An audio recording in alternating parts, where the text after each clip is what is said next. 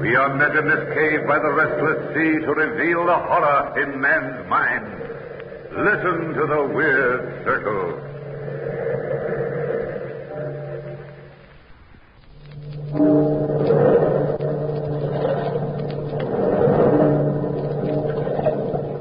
Listen to the waves. Listen closely, for you will hear the crying of lost souls.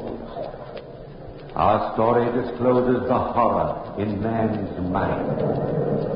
This is a tale of the house and the brain. Come with me to London, through the heavy fog of the city to a large house in the suburbs. A young couple enter the portals of that house to attend an art auction. Strange. Very wonderful. Well, hello, Jim. We've been looking all over for you.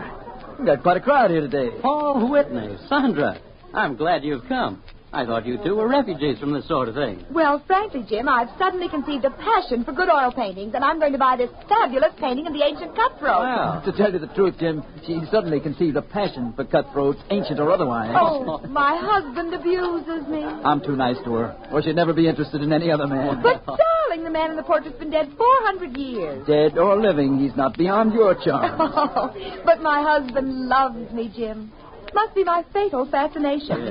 But I didn't come here to talk with you, even if it is fun. I came here to see that oil painting. Oh, it's quite a painting. Yes, so we've heard. It's in my study. Come and take a look before the auction starts. Now, don't fall in love with it, Sandy. No matter how you feel about 15th century reprobates, I'm not going to spend a fortune buying useless pictures. Well, there's the picture. What do you think? He has a face you'll never forget. And a reputation. Yes, sir. He lived a full life. You know, he was supposed to have been fabulously wealthy. But when he died, his fortune disappeared. Oh, my dumpling aunt. He looks like the kind of man who sticks pins in people for the devil of it. Sandra. The strangest thing about the picture is the man's eyes. You get the feeling that the eyes are alive. Yes, very definitely. Clever work. Paul, What's the matter with you, Sandra? I could have sworn I've seen that man in London recently. What man? The one in the picture. What? He's been dead 400 years. Stop snickering at me, Jim. I know what I've seen. Impossible. The only thing left of the Honorable Cutthroat Richards is the house on Orchard Street. He built it 450 years ago, and it's never been really habitable since. Why? Well, this is your chance to laugh at me. It's haunted. Haunted? Oh, not really. Really? Oh, Jim, I've never met a ghost. And you never will, Sandra. Jim, please, please, imagine a really, truly ghost. Wonderful, Jim. Take us over. Or, better yet, I'll rent the place for a week. I've heard a lot about ghosts, but I've never been able to pin one down. You know, I've been a student of the occult for a long time. Jim, please. Oh, Sandra, I'm serious. It's dangerous business, this ghost hunting. Please, fella, anything to get Sandra's mind off buying that picture. Very well, but you'll find some very real ghosts over there. The housekeeper, Mrs. Browning, will rent you a room if you want one. But she's the only person who's ever been able to stay in the old house. Thanks, old man. Come along, Sandra. But the picture. Hang the picture, my sweet. I've got a genuine ghost for you.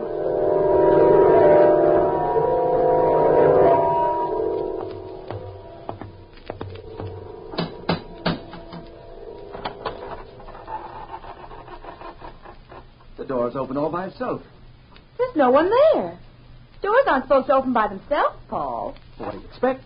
The house is haunted, isn't it? Door slammed by itself, too. Woo, tricky place, isn't it? You frightened? Not in the least. And it isn't my knees that are shaking, Pet. It's yours.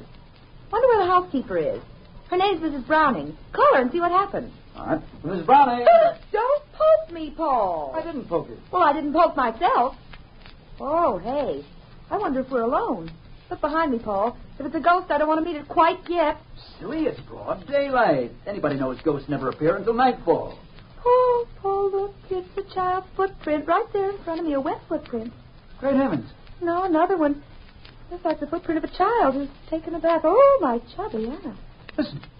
The footprints lead upstairs. Shall we follow? Well, it's the obvious thing to do.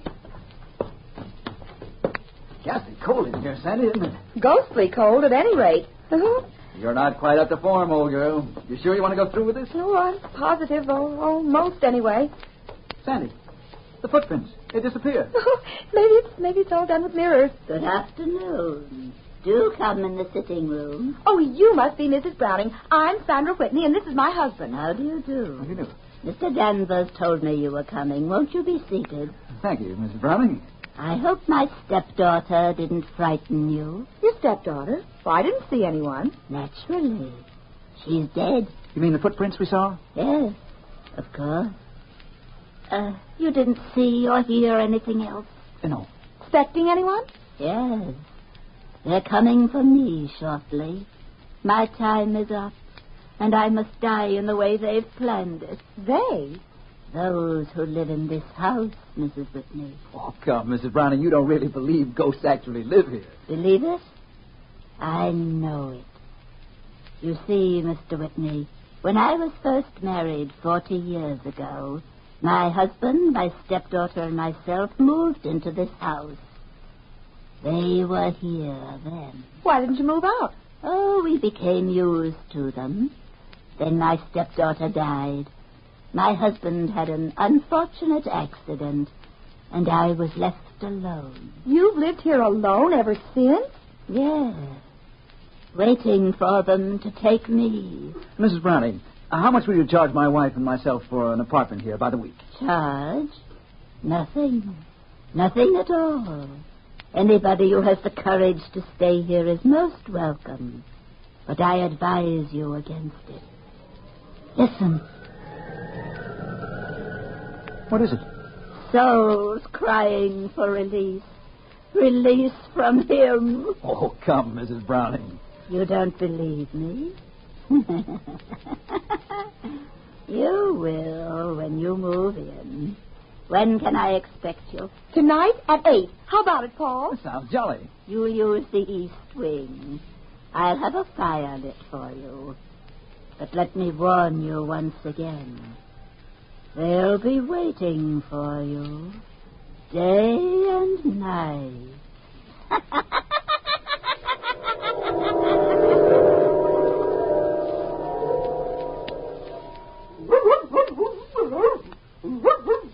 Sandra, call back. Of course, Paul. Down, Blackie. Down, I say. Oh, if you keep squirming, I'll never get you on a leash. I'd better take some pistols along with us. Well, I'm not at all sure you can shoot a ghost, Paul. I'm not at all sure it is a ghost. Something awfully phony about all that. Oh, no. My intuition says there were ghosts in that house, darling, and I've a very perceptive intuition. Sandra, you're not going to take Blackie with you. Well, of course I am. He's a watchdog, isn't he? But a dog. Now, darling, remember how nicely he caught pheasant last year. But pheasants aren't the same thing as ghosts at all. Stuff and nonsense. You ready? All ready. Here's your coat, dear. Oh, look out the window, Paul. So peaceful out there. You've always been partial to twilight. Oh, reminds me of the time you courted me. It was such a nice time. Paul, that man, the one on the street. What man? The one standing right out there. Look at him. That's the same man whose portrait we saw at Jim Danvers' house today. Sandra, where are you going? To talk to him, Dad. Come.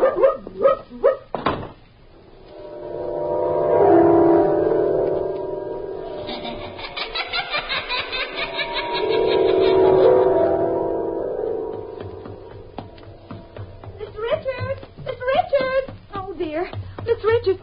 Oh, my chubby aunt. It is him. Oh, excuse me, sir. I couldn't help noticing you, and... You noticed me? You are Mr. Richards, aren't you? I've been known to many, by many names. Oh, dear, please pardon me if I'm rude, but... Well, how in the devil did you manage to stay alive for 400 years? You will notice my eyes. Look deep. Deep. Oh, let me go. Let me go. Deeply into my eyes.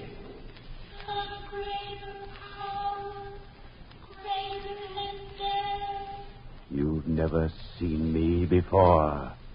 You don't know me. You can never remember me again.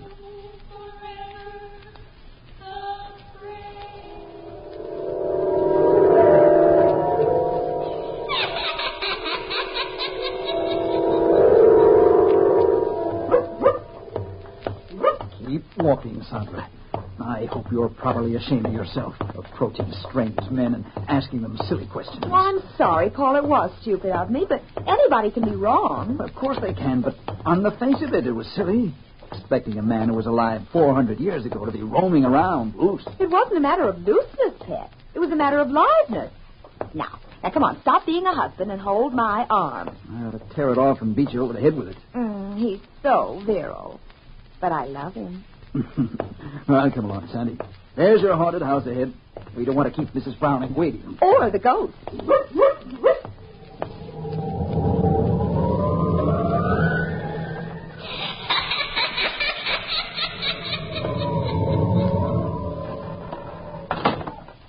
That door again. Insidious feeling, doors opening and slamming. Mrs. Browning! Mrs. Browning! I'm in the east wing, Mr. Whitney, just lighting the fire. You better go on up. This hall's drafty. Hey, Paul, more than cold in here. It's almost as if something or somebody is draining your body of all warmth. That's a pleasant thought, Sandy. Now that you've scared yourself stiff, move. Well, I was just getting in the mood for ghosts. Where's the east wing? This way, Mrs. Whitney. Oh, hello, Mrs. Browning. Well, this room looks cheerful. It's as gay as my mood. Nice fire, nice candles. Quiet, Blackie. You'll scare somebody. A dog scare somebody? Not tonight. They came tonight. What came tonight? You'll see. Better make yourselves at home while you can. Blackie, sit down. Over here, Blackie. Look at him, Paul. The hairs on his head are standing on end. Be quiet, Blackie. Blackie! Look, I told you they were here. A luminous mass. A blue mass. Sandy, be careful. It's materializing. Coming for me. I knew it. Coming for me. Oh, Mrs. Browning, Paul. Fingers are choking her. Good heavens. Mrs. Browning. Oh, Paul, stop this horrible thing. It's horrible. It's all right, Sandra. All right, darling. Oh, it's gone, hasn't it? Yes. It's gone. But Mrs. Browning, she's dead.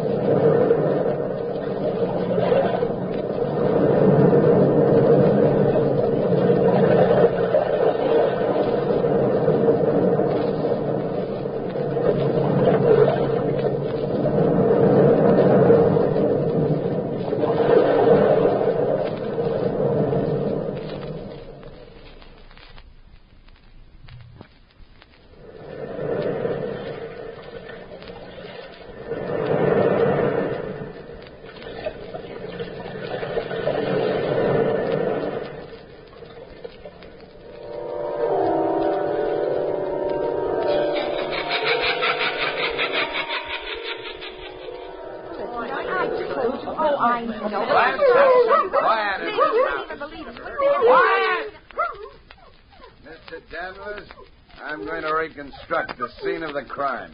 Nobody tells Detective Hodges that a flesh-and-blood woman gets bumped off by a ghost. But I saw it myself. Oh, be quiet, Blackie. If you'd only relax, Detective Hodges, and go away, we'd catch the ghost for you. Quiet! I'm only trying to help, but Blackie, stop. Sandra, you're only confusing the issue. Paul's right, Sandra. Sit down over here. Jim Danvers, if you side with Paul, I'll never speak to you. Now, Mr. Whitney, if you don't mind, we'll go over the details again. What happened? Well, Mrs. Whitney and I were here in this room with Mrs. Browning when a blue mass suddenly floated in the door. The lights in the fireplace dimmed, the candles were extinguished, and Mrs. Browning began to scream. Why? Because she saw a ghost. It's really all so simple. Sandra, my dear. And then what happened? The mass suddenly materialized, at least sufficiently for us to see two hands. Two hands without a body. The hands reached out, grasped Mrs. Browning by the throat, and... That was that. Thank you, Mrs. Whitney. I suppose you expect me to believe that story? There's no reason for you to doubt Mr. Whitney's word, Detective Hodge. I'm not saying there is. But there was only 3 people in this room, and one of them is dead. Everybody's under arrest. Everybody, do you hear? Oh, Paul, it's here again. Look, Detective Hodge. Huh? Paul, Sandra. Oh, Paul, for heaven's sake. What is it? An axe murderer in ectoplasm. Sandra, don't be funny. Let's get out of this house before it gets all of us. It's gone. Yes, it's gone. Now, do you believe us, Detective Hodge? Yes. Yes, I believe you. I'll have Mrs. Browning's body removed to the morgue right away.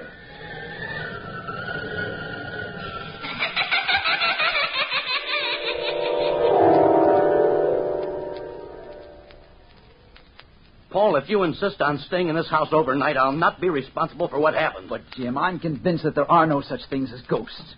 Now, please, Jim, take Sandra back home and leave me. I'm not budging without you, Pet. Sandra, don't be foolish. Well, no matter what you two do, I'm not staying here. Oh, go, old fuzzy beard. Take thy tired body and deliver it to a safe, warm bed. Poor Jim. Scared of a little ghost. It's 11 p.m. already. Well, good night, Paul, Sandra. Nighty-night, Jim. What was that? You mean the footfalls? Yes, what is it? The housekeeper's dead stepdaughter. You see? It's all so simple. Good grief. Good night.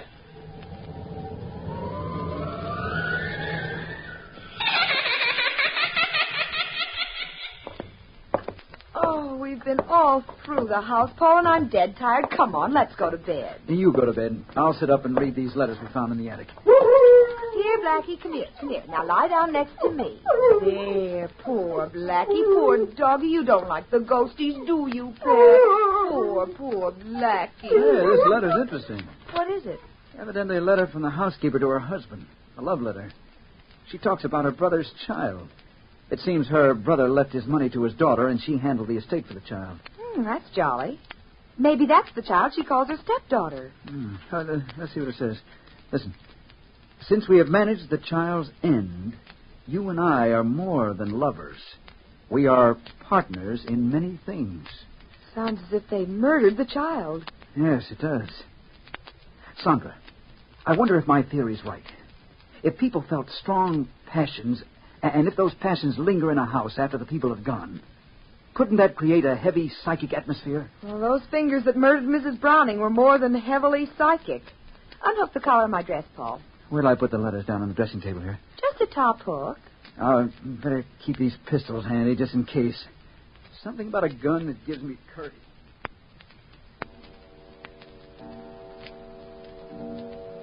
Funny. Oh, it's midnight. I'm tired and nothing's funny. You know Mrs. Browning's sitting room? It seems to be an extra addition to this house. It juts out from the rest of the building like a sleeping porch. What's funny about that? Well, that horrible cold and the footfalls all seem to emanate from that room. Oh, you and your logical mind. Oh. What's the matter, Sandy? Oh, look. The fire's dimming. Oh. Just like a great black shadow standing in front of it. Give me my gun. Here, dear. Shh, Blackie, shh. Look, Sandy. A hand reaching out from the wall. The letters. It's got the letters. Great Scott. Oh, my chubby hand. Watch it. It's the hand of the housekeeper. How do you know? It's got the same ring on she had on this afternoon. If that's not a ghost, I've never seen one. The fire's going out, Sandra. Ah! Sandra! It's all around us! Sandra! Sandra!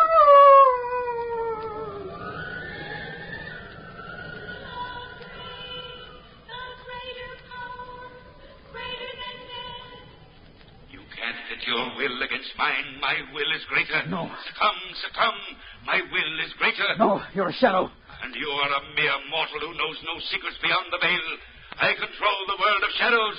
Succumb, fool, succumb.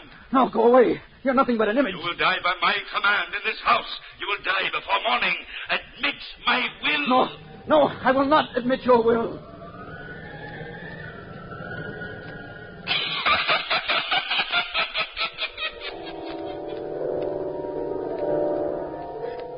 Sandra, you're safe now in your own home. Just lie still, darling, and drink this. Oh,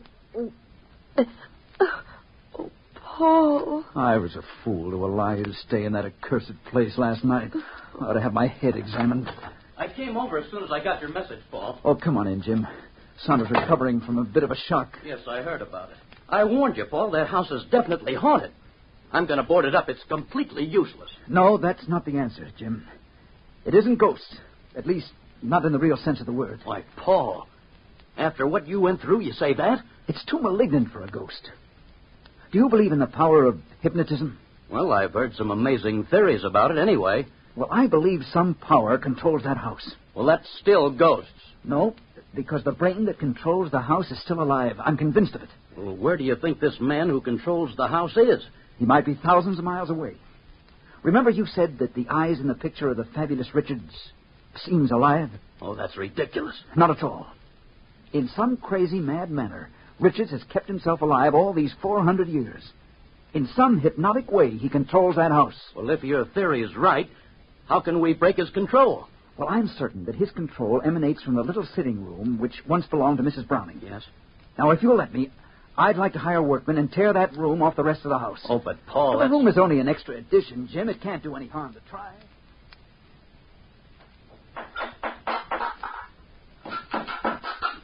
Okay, pull up more of that flooring. Did you hurt yourself climbing that partition, Sandra? No. Oh, imagine a secret room down here, Paul, right beneath the sitting room. You see, Jim, Paul was right. It's like finding a box with a false bottom. That's all for now, boys. Careful of your head, Sandra. This room isn't very big. But it's as cold storage. Well, now you know how a hunk of beef feels in an icebox. That's gay. A musty old room. Bed and 4 walls. And 2 drawers built into the wall over there. All modern conveniences. Try to open them. They look rusty. Just pull. All right. There. The drawer's open. Oh, nothing but a lot of musty old clothes. Listen, Paul. Nothing unusual, Jim. Just the same footfalls we've been hearing all along. I'm beginning to become quite fond of them. Look, here. Why, it's a miniature painting. Yes, a painting of Mr. Richards. Look at it. The same face as that painting in my house. Look at the eyes in the miniature. Paul, they're alive. Great heavens. They're moving. You better put that portrait down, Paul. Yes, they are alive. Living matter in a painting. Oh, Paul, it's getting colder in here all the time. I feel faint, and as if something unearthly's moving around. Open the next drawer, Paul. Hurry, I don't like this growing cold at all. It won't budge. No, the blasted thing. Oh, there it is. Why, Paul, there's a thin china saucer full of crystal liquid with a compass floating on it. That's a strange thing. There's an inscription written in the drawer. What's it say? As this compass moves, so my will dominates everything within these 4 walls. Everything dead or alive. Accursed be the house, and restless the dwellers therein. What's it mean? This is the brain, Sandra. Richards controls this instrument through hypnotism. He can control a piece of paper or a chair or even the souls of the dead.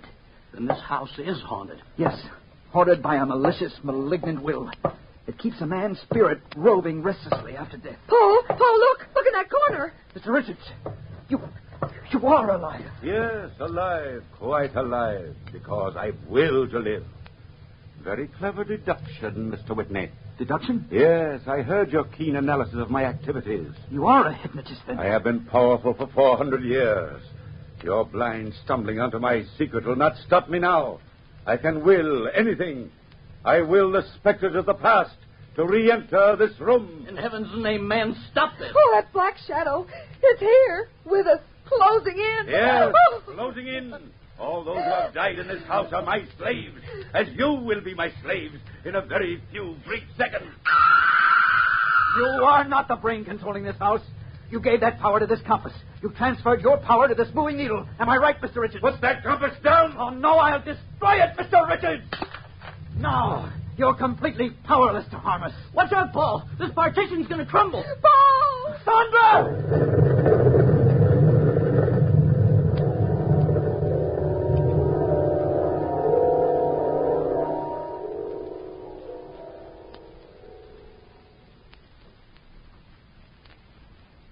Gosh, Paul, it's good to be back in our own home. What happened to Mr. Richards when the partition collapsed, Jim? Well, the workmen searched the debris around the house for Mr. Richards' body, but no trace of him was found. I'm afraid that he escaped. Oh, no. You mean he's still alive and free, Jim? Yes, indeed. That's just what I mean. Well, he won't be for long, Sandra.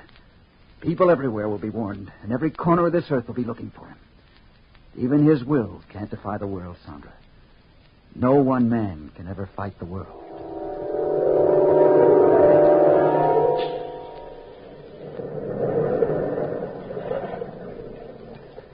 From the time-worn pages of the past, we have recalled the house and the brain. Bellkeeper, toll the bell.